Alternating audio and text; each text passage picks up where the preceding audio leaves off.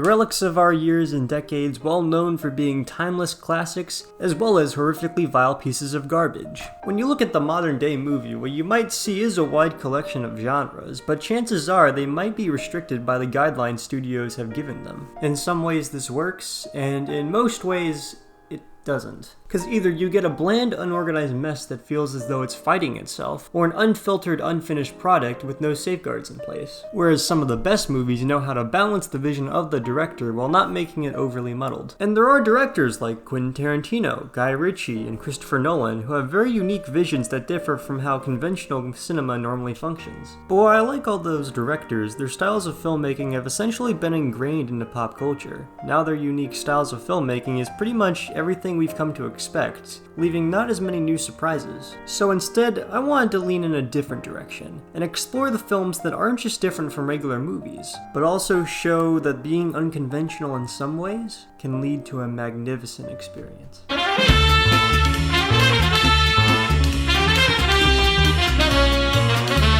There are 8 movies that I believe fit into this unconventional masterpiece category of sorts. Who Killed Captain Alex, The Room, Kung Fury, Rango, Dead Leaves, Bo Burnham's Inside, Killer Bean, and The Velocipaster. I have talked about these first 3 movies in greater detail, so if you want to watch those videos, look at the Entertainment Trilogy, where I review all of them. But to make all the explanation short for these movies, Kung Fury is great because it borrows from other movies while putting a creative spin in them, The Room is great because of its immeasurable factor of so bad it's good, and Who Killed Captain Alex is great because it successfully captures action movie entertainment in its own way. For the rest, while they all fit into this same category as these movies, they do it in vastly different ways. Rango is an anthropomorphic animal western. It deals with themes of identity, pokes fun at western tropes while paying homage to what makes them great in the first place, has many jokes and lines that should definitely not be in a kids movie, as well as having the whole cast acting out scenes together rather than just standard voice acting. Dead Leaves is a high-octane, fast-paced anime with great voice acting for extremely oddball characters, a plot that is so nonsensical it's hilarious, jokes that make me wonder why this movie isn't an R-rated movie, and incredible animation that adds to the action and the overtop feel of the movie.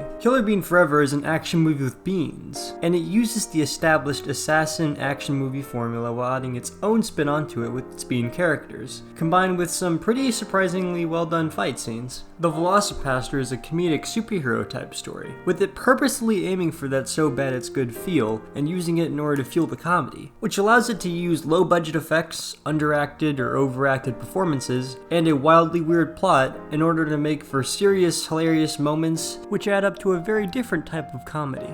And Bo Burnham's Inside is a claustrophobic dramedy, incorporating a surprisingly large amount of talented camera work despite only being filmed by one person. However, that is small fry compared to the amazing songs and editing which allows us to get a look at the many shades and faces of Bo Burnham. Whether comedic or sad, this man knows how to make a seemingly scattered story into a well-formatted look at how to be funny in troubling times. What all these movies add up to is a collection of different but immensely enjoyable pieces of art which a person can love in their own way. Whereas modern day movies try to avoid taking risks that lead to the audience possibly distancing themselves from the film, these films, whether intentionally or even unintentionally, embrace what makes them special and enjoyable. Whether it's a use of so bad it's good, a different take on animation and its uses for it, or just creating a new and original take on an established genre or format. These movies are works of art because they're willing to go an extra mile and show their vision even if people don't like it. Granted, yes, there are going to be a fair amount of people who don't like these films for one reason or maybe even several. But whereas one movie may stumble, another will surely capture your attention. That is truly the beauty of these movies. And no matter who you are or where you come from, I hope you can appreciate the hard work and dedication that went into these magnificent works